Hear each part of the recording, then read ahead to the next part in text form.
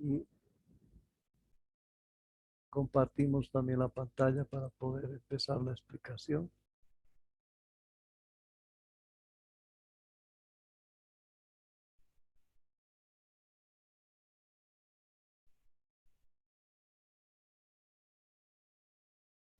Muy bien. Espero de que no haya inconvenientes en la visualización y también en el audio. Y vamos a dar paso ya a la endocarditis infecciosa, que es uno de los primeros temas que ahora se ha dividido en dos, pericarditis y endocarditis, por el tiempo que se tiene, ¿no? Entonces, algunas cosas voy a pasar a la volada. Espero de que con las tareas que han hecho, la investigación de bibliografía y también la lectura obligatoria tenían que hacerlo, les vaya a ayudar y puedan empezar a formar criterio para poder tener esta patología en la posibilidad de que se encuentren en algún momento en su quehacer de labores como médicos asistenciales. Entonces, empezamos con la definición. La endocarditis antes se llamaba bacteriana debido a que básicamente se pensaba que era solamente las bacterias las causantes de esta endocarditis, pero actualmente eso se ha ampliado mucho y por eso se habla ya de endocarditis infecciosa, porque no solamente es la bacteriana, sino hay todo tipo de microorganismos puede presentarse en la posibilidad de ser la etiología. Además, también hay también endocarditis que no son infecciosas. Entonces, hay esa amplitud ¿no? de posibilidades de etiología. Pero la lesión característica es las vegetaciones, ¿no? Esto es lo que le va a dar la connotación a la endocarditis infecciosa. Cuando nosotros sospechamos de endocarditis, tenemos que ir justamente a buscar esto. ¿En dónde? Principalmente en los velos de las válvulas, ¿no?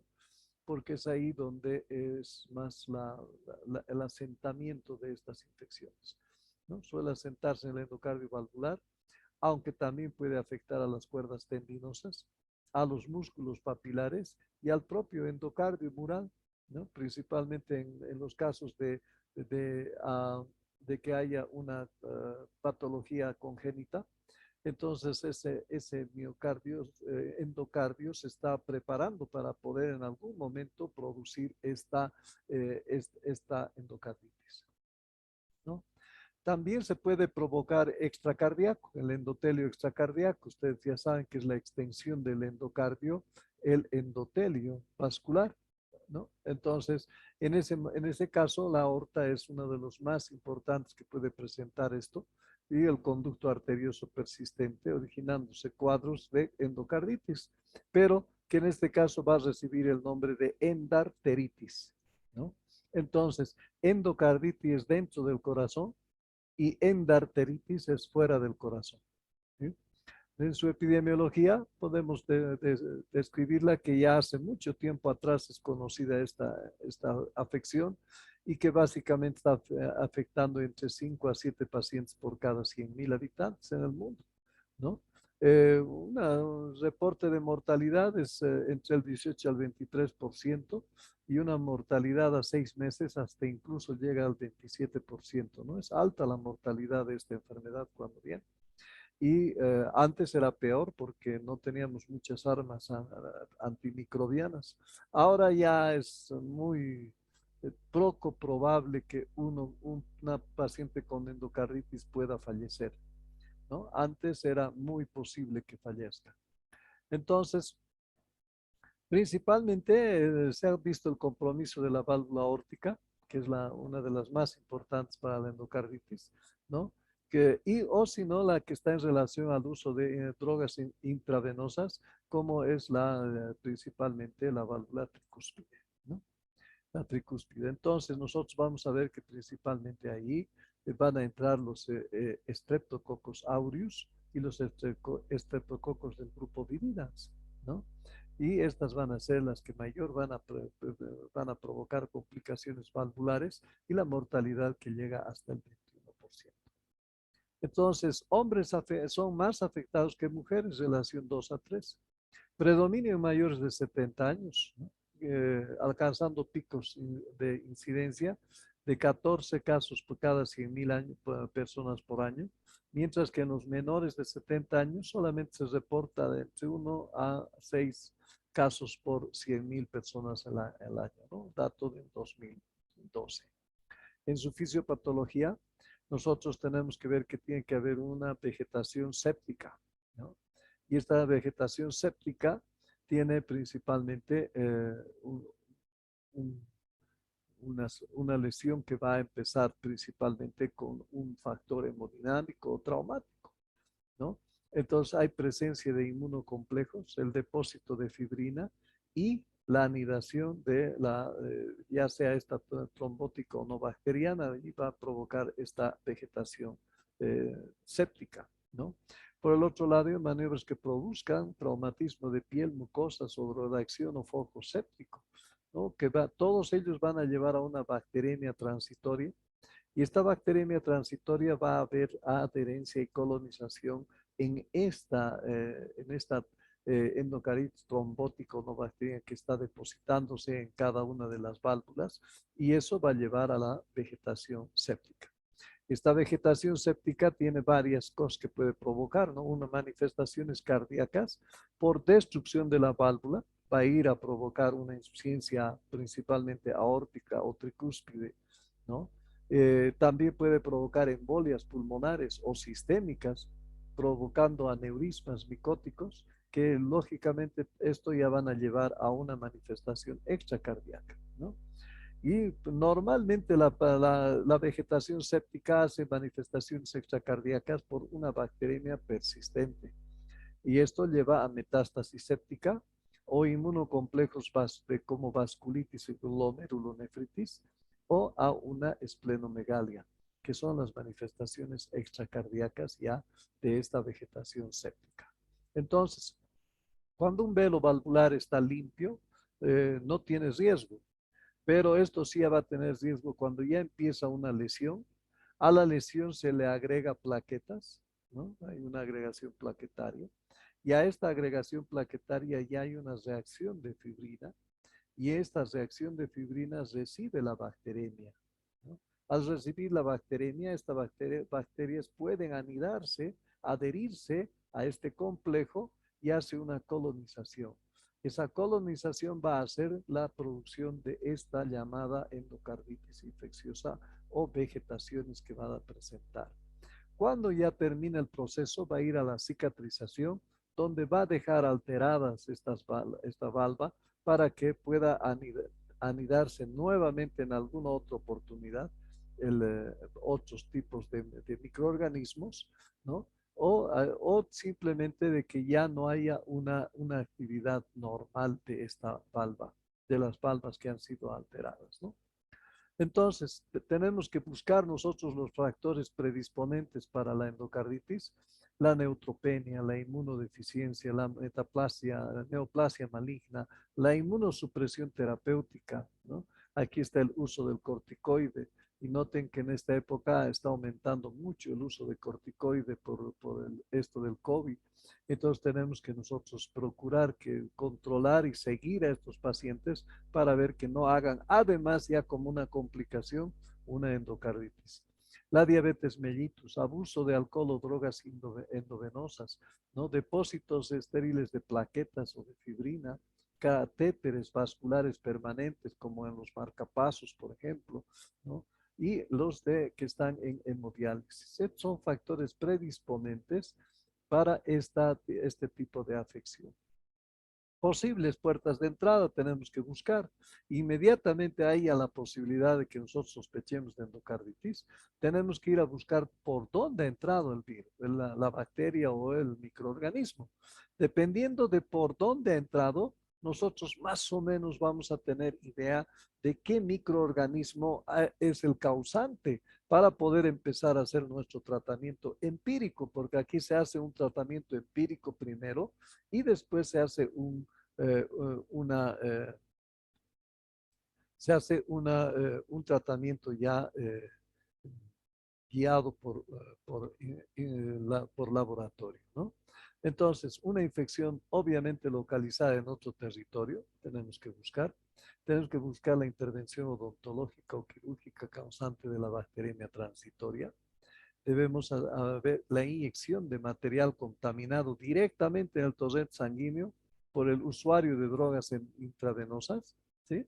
O una fuente oculta que puede estar en el intestino, en la cavidad oral o en lesiones banales, que pueden suscitar debido a que como no hay una buena defensa, debido a la inmunosupresión, puede provocar y puede ser el camino de entrada, la puerta de entrada. Entonces debemos nosotros encontrar esta puerta de entrada, ¿sí? Diferente va a ser de que sea por contaminación a nivel del uso de drogas endovenosas, por ejemplo, con la famosa caries, ¿no? Esta famosa caries que a veces se olvida el odontólogo y no hace una prevención, una profilaxis previa. Entonces saca y al sacar produce una salida brusca al torrente sanguíneo de microorganismos que están en este diente cariado. Por tanto, hay posibilidad de que esté ingresando un tipo estreptococo. Mientras que en este otro lado, por la piel, es mayormente el estafilo, ¿no? Son dos grandes grupos que va a depender por dónde esté ingresando. Ahora, si ha entrado porque se ha hecho un estudio endoscópico uretral, sea mujer o sea varón, ¿no? Entonces, si es esa la vía, entonces, pues deben estar, por supuesto, ingresando gram negativos, ¿no? Gram negativos o inclusive anaeróbicos. Entonces, vean cómo la entrada, la posible puerta de entrada a mí me va a ayudar para que yo pueda enfrentar a la endocarditis. La clasificación.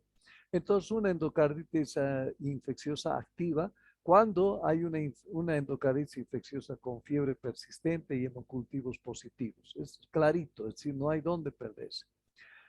Morfología inflamatoria activa descubierta en la cirugía.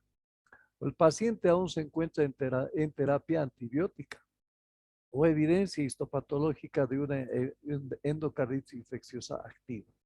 Esa es la endocarditis infecciosa activa. Las recurrencias son de dos formas. Uno puede ser recaída y el otro puede ser reinfección. La recaída es la repetición del episodio de endocarditis infecciosa causada por el mismo microorganismo después de un episodio inicial. Es decir, no se ha terminado de tratar y se ha vuelto a presentar los síntomas de la endocarditis, ¿no? La reinfección es infección por un microorganismo diferente o la repetición de episodios de endocarditis causada por el mismo microorganismo, pero desde el periodo inicial. Es decir, esto ya ha pasado, aparentemente está curado, pero después, pues lamentablemente hay una reinfección. Nuevamente hay este proceso y empieza nuevamente a causar la enfermedad. La clasificación también puede ser según la ubicación y la presencia o ausencia de material extraño intracardíaco, según el tipo de adquisición y según la clasificación microbiológica, ¿no? Entonces, según la ubicación de la infección, nosotros tenemos una endocarditis sobre una válvula nativa izquierda o una endocarditis sobre una válvula protésica izquierda o una endocarditis infecciosa derecha, en el lado derecho. Una endocarditis infecciosa relacionada con dispositivos. Estas incluyen endocarditis que se desarrollan sobre los cables de marcapaso, desfibriladores, y este afecta a la válvula o no afecta a la válvula, va a depender, ¿no? Si en todo lado está la endocarditis, por la ubicación de la infección o presencia o ausencia de material extraño. Entonces, una válvula protésica, miren ustedes, esta es la que tenía y han tenido que volver a sacar porque está completamente destruida, ya no es funcionable esta válvula. Y esta es aórtica porque miren ustedes, es trivalva. Aquí hay una valva, otra valva y otra valva. Y está principalmente con estas vegetaciones alrededor de toda la anatomía, ¿no? Y en una válvula nativa, y sucede lo mismo, hay una serie ya de conglomerados de la parte de las vegetaciones que están haciendo que esta válvula pues completamente sea inoperante, ya no tenga la posibilidad de poder evitar que la sangre vuelva, por ejemplo, al ventrículo izquierdo de la aorta, porque va a provocarse una insuficiencia óptica severa, ¿no? Eso es lo que le va a llevar o a la muerte o a que inmediatamente se haga un cambio valvular. Esta es la vegetación que se da en casos de que esté un catéter electrodo, ¿no? Por ejemplo, esta puede ser la sonda que es el catéter que ha ingresado para el marcapaso. Entonces, pues ahí puede estarse provocando la endocarditis. La endocarditis aguda es otro término donde hay una infección destructora, tumultuosa, válvula cardíaca previamente normal, microorganismo muy virulento, produce infecciones valvulares invasivas, ulceradas, necrosantes, difíciles de curar con antibióticos, suelen requerir cirugía, inmediatamente cirugía. Conducen a la muerte en cuestión de días o semanas en más del 50% de los pacientes, pese a los antibióticos y a la cirugía. Aún así, pueden fallecer más del 50% de los que están enfermos de esta patología, ¿no? La endocarditis subaguda, microorganismo que baja de baja virulencia, corazón previamente normal, válvulas deformadas, enfermedad de aparición insidiosa, curso prolongado de semanas a meses, inclusive en ausencia de tratamiento, y la mayoría de los pacientes se recuperan después del tratamiento antibiótico apropiado. Esta es la subaguda, ¿no? Entonces, este es el modelo, ya el espécimen patológico cuando se ha sacado esta válvula y se ve cómo está todo las valvas, ¿no? Miren, las valvas están completamente destrozadas y si esto se queda ahí se van a pegar. Al pegarse ya no va a haber funcionabilidad y va a haber también una estenosis final, ¿no? Al principio va a ser insuficiencia y después va a ser estenosis.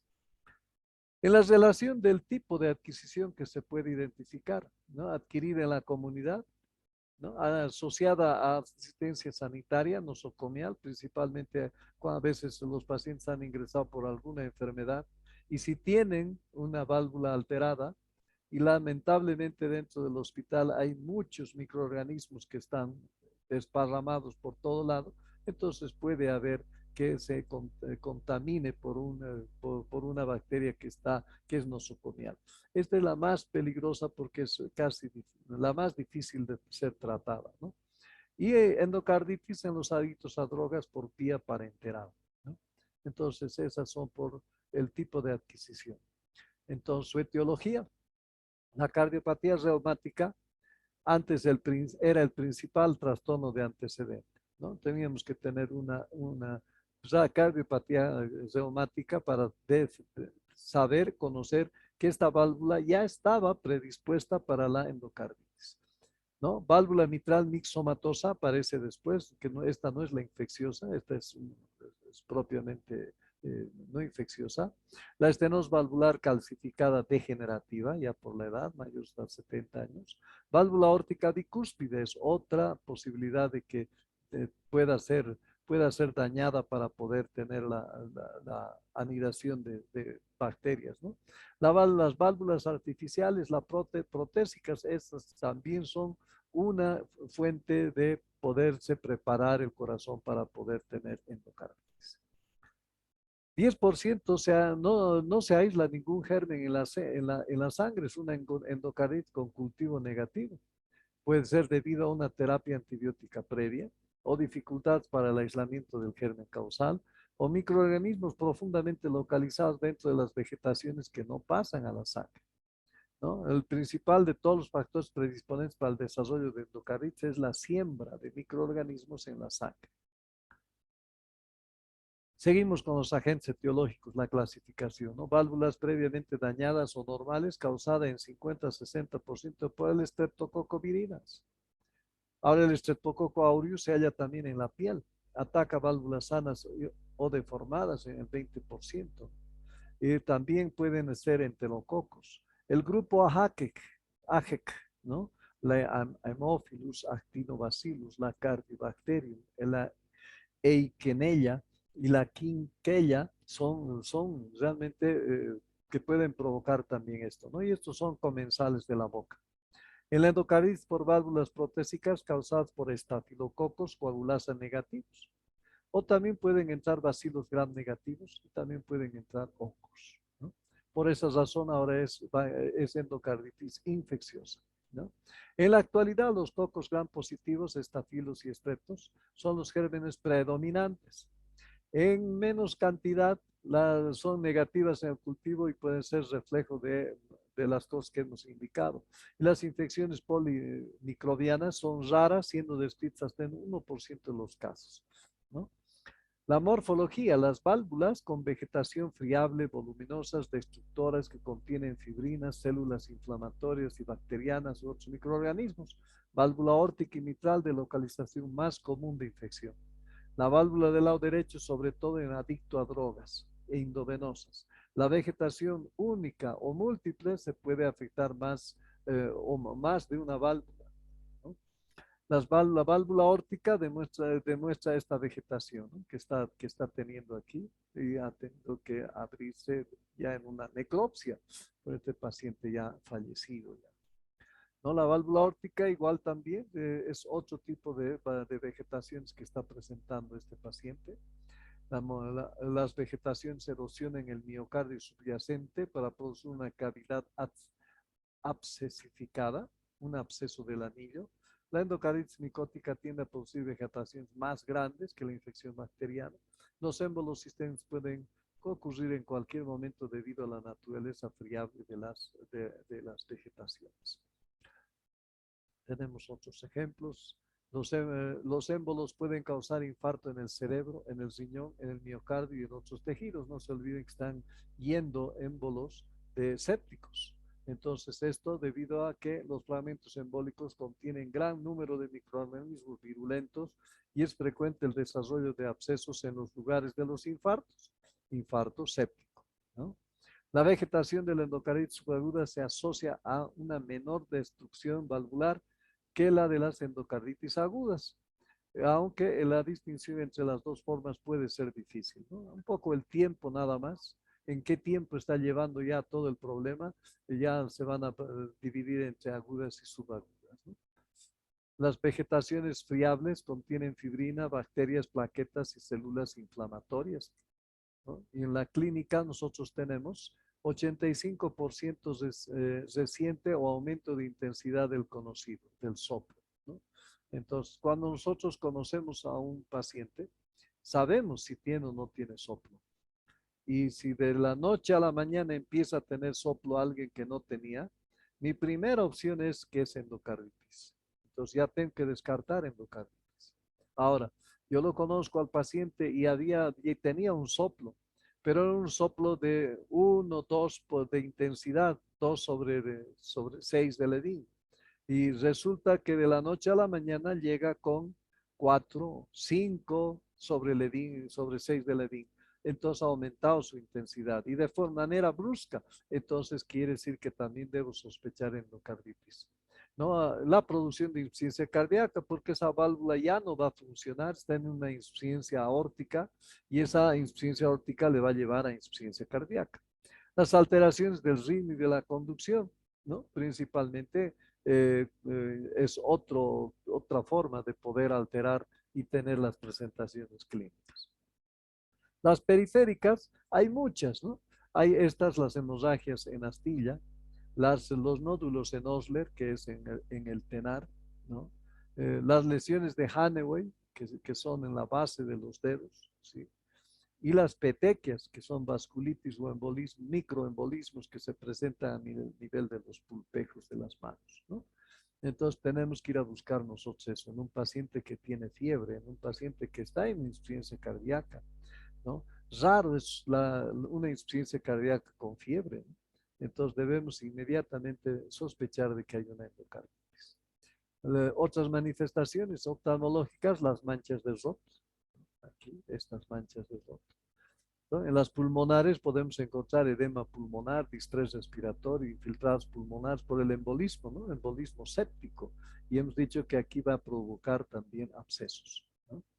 Neurológicas, embolismo cerebral, absceso cerebral, aneurisma micótico, encefalopatía tóxica, meningitis va a presentar signos clínicos de esta endocarditis por una manifestación extracardíaca. Igual van a sufrir los riñones con insuficiencia renal por una glomerulonefritis o un embolismo renal con más hipertensión y más hematuria. Entonces, reconociendo un poquito más, ¿no?, los nódulos de Osler, ¿sí? Los nódulos de Osler, las manchas de Haneway, que pues, básicamente son más en las plantas y en las palmas también, pero son más en las plantas de los pies. Haneway, las manchas de Roth con un halo blanquecino, ¿no? Eh, las hemorragias en astilla que se dan en las uñas, ¿no? Las petequias conjuntivales que nosotros podemos encontrar en el examen de ojos, ¿sí? Y la presentación ya para la sospecha, debemos nosotros tener este diagrama, ¿no? Nuevo soplo cardíaco regurgitante, eventos embólicos de origen desconocido, un Haneway, por ejemplo. ¿Por qué está pasando eso? Es porque hay endocarditis. Sepsis de origen desconocido, especialmente en los que son causantes de FOI, ¿sí?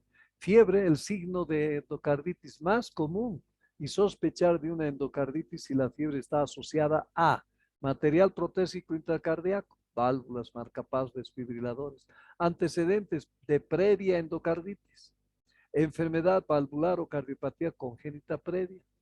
Otras predisposiciones, como ejemplo, es inmunodeficiente, ¿no? Proposición de predisposición de infección de intervenciones reciente bacteria asociada, evidencia de una infección, de una insuficiencia cardíaca congestiva, nuevo trastorno de conducción, hemocultivo positivo con típico organismo causante de endocarditis o serología positiva para fiebre Q, ¿no?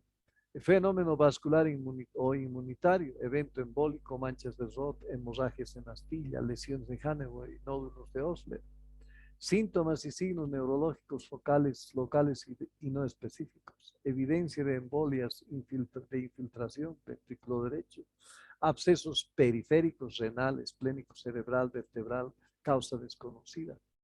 Dice, la fiebre no puede presentarse en ancianos después del tratamiento profiláctico de antibiótico y el paciente inmunodeficiente y en el organismo menos virulento o atípicos. Los únicos que no van a tener fiebre son este grupo, ¿no? Lo demás va a tener siempre una fiebre, ¿no?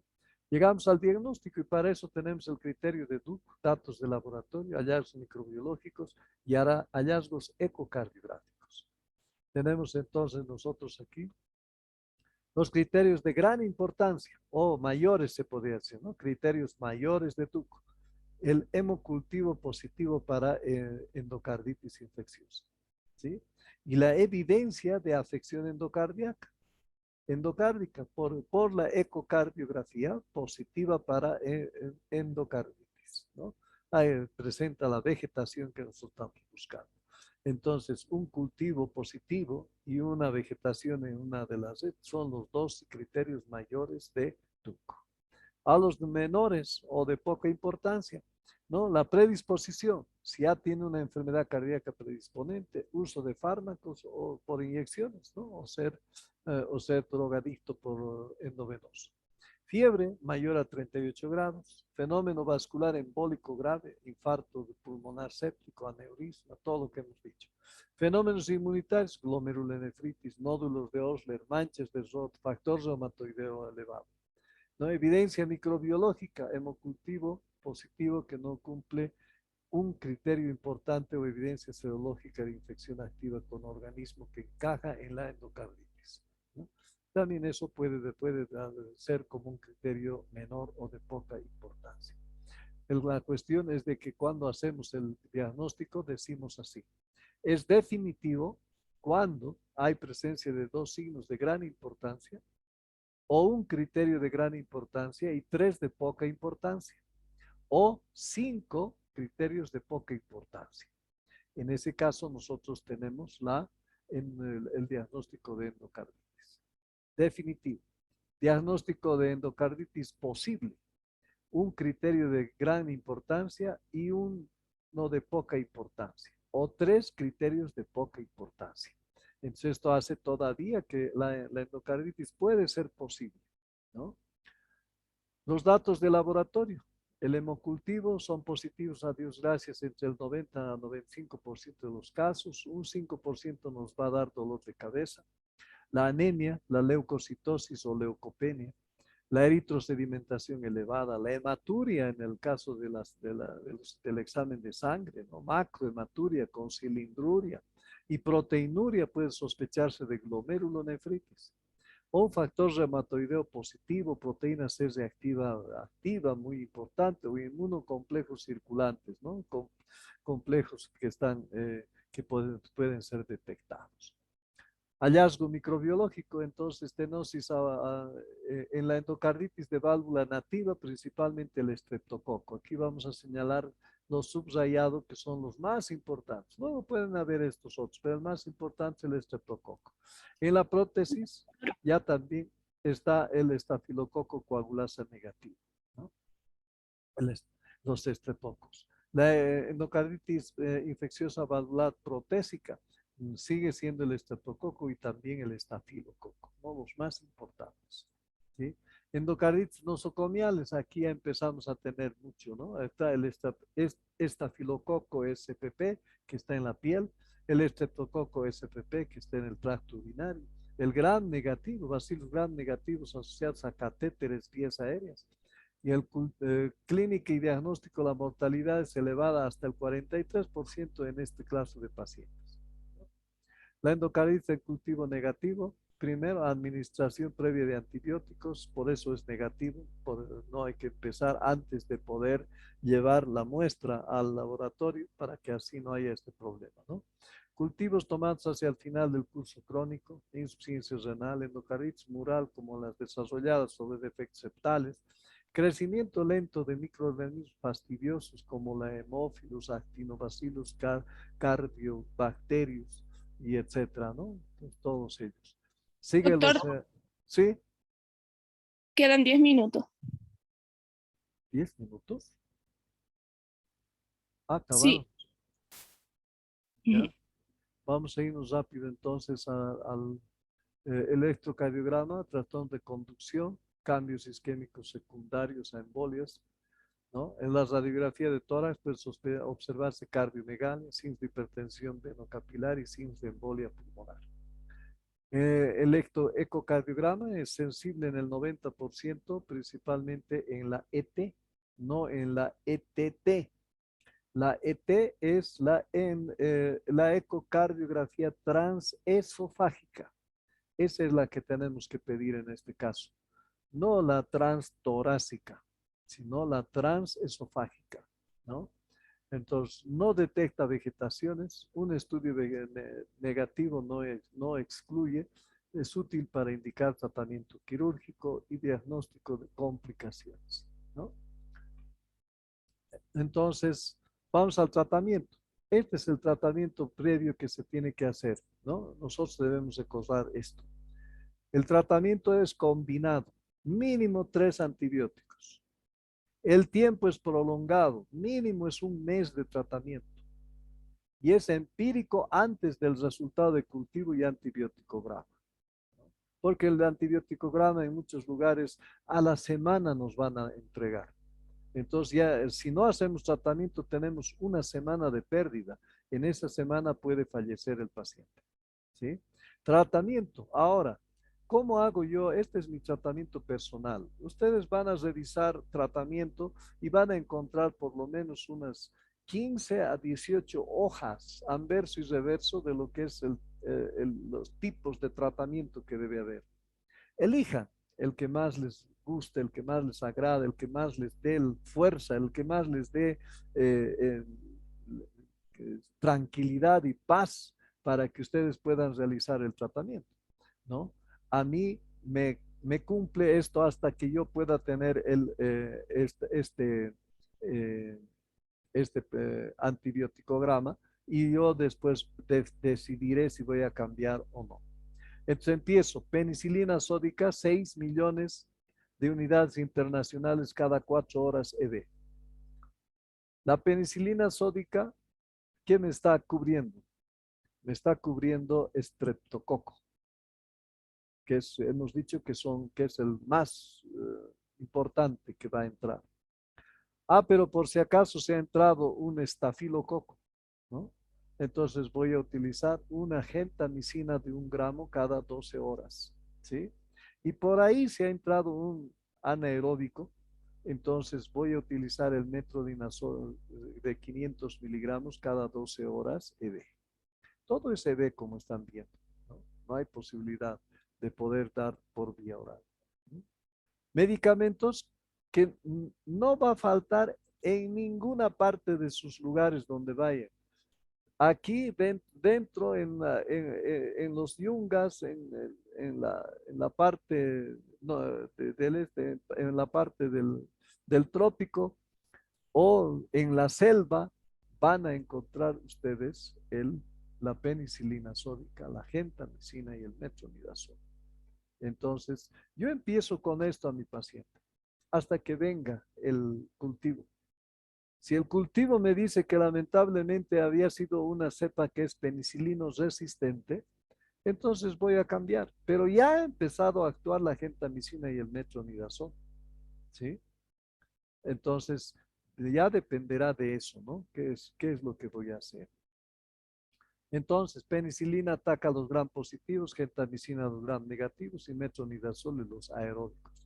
Estoy atacando 3 diferentes tipos de bacterias, ¿no? Gram positivas, gram negativas y anaeróbicas, de todo el cúmulo que puede tener un paciente.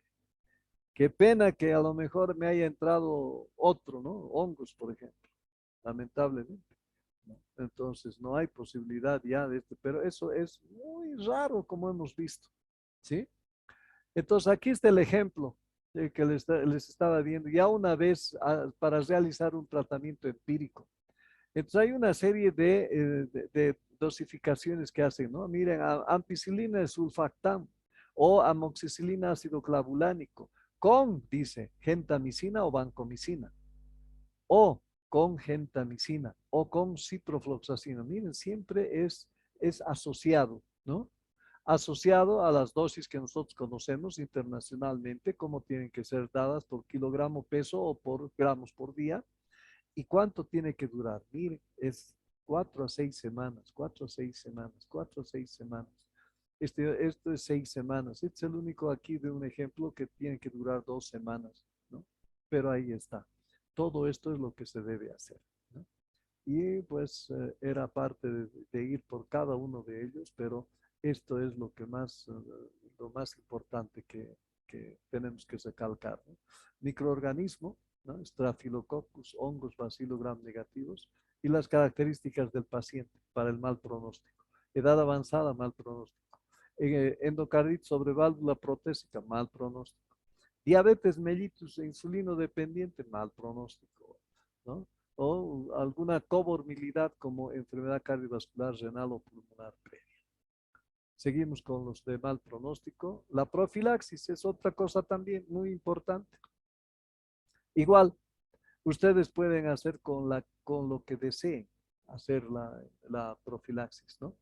Entonces, pero todos deben recibir porque tienen una clase 2A y un nivel de estudio C, ¿no? No, ninguno tiene ni A ni B, ninguno tiene 1, ¿no? No hay estudios que puedan realmente mostrarnos completamente la eficacia. Por eso nosotros es lo que nosotros tenemos que hacer. Buscar qué debemos hacer profilaxis a los procedimientos dentales, a los procedimientos del tracto respiratorio, cuando se vaya a hacer una broncoscopía, una laringoscopía, una intubación transnasal o endotraqueal, ¿no? Siempre pero averiguando que el paciente tiene un terreno predispuesto. Por ejemplo, ha padecido fiebre reumática o ya ha tenido un caso de endocarditis previo, entonces eso es menester que nosotros hagamos una profilaxis. Pero si no tiene nada de eso, entonces no voy a hacer una profilaxis, ¿sí? gastrointestinales, urogenitales, ¿no? Gastroscopía, colonoscopía, cistoscopía, endocardio, ecocardiografía transesofágica, ¿no? Piel y tejido blando, cuando hay algunas cosas que se puedan. Complicaciones. Principalmente las complicaciones van a estar por el lado del lado izquierdo, ¿no? Del lado izquierdo del corazoncito, más que por el lado derecho, ¿no? La insuficiencia cardíaca es una complicación, los abscesos cardíacos otra complicación, la meningoencefalitis, las embolias, sistemas, aneurismas, picóticos, abscesos esplénicos, ¿no? Factores que desarrollan un mayor índice de recaída, tratamientos inadecuados en dosis, en duración, por el agente, ¿no? Infecciones polimicrobianas, terapia antibiótica, antibióticograma empírica con cultivo negativo y infinidad de cosas que pueden provocar una infección, una recaída. Entonces, hemos concluido eh,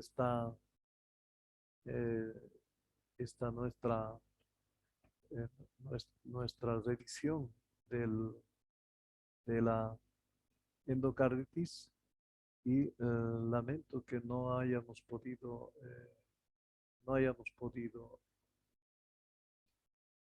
revisar un poco acerca de la pericarditis. Espero de que vayan revisando y eso puedan también ordenarlo para que puedan no tener dificultad en el llegado al momento de un diagnóstico o de parte del tratamiento. Bien, se ha pasado la hora violentamente. Tendríamos que haber pasado 2 horas en todo caso. Pero bueno, creo que ha faltado uno, no, 14, ¿dónde están? 14, 15, 16, 2 han faltado. Bien, entonces me mandas el nombre de las 2 personas que han faltado, Está bien, Doc. ya para poder preparar segunda parte del ¿no? Que van a tener un horario hasta mañana, van a tener para poder llevar el trabajo que se les va a pedir en esta última parte. ¿Ya? Sí, Doc. Muy bien. Entonces, próximo sábado, 8 en punto, nos vemos en la clase. Por favor, tienen que dar también el examen previo. Es decir, hay un examen previo de 8 a 10, a 8 y 10. 8 y 10 tienen que estar entrando en el aula.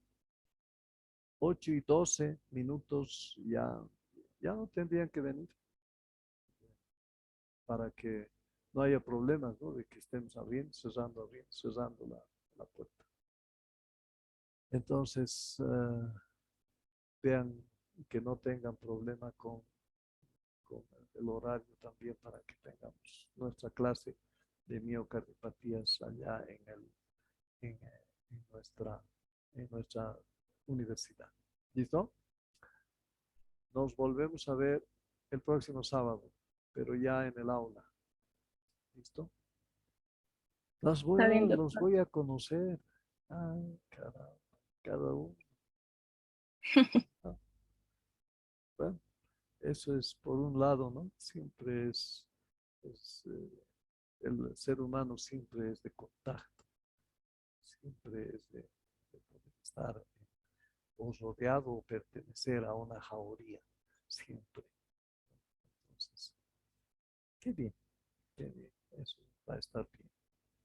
Entonces, hasta la próxima clase, colegas, nos vemos.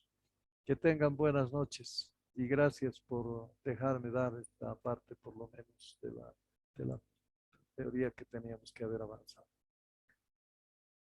Chao, chao. Hasta luego, doctor. Hasta luego, doctor. Hasta luego, doctor. Chao, chao.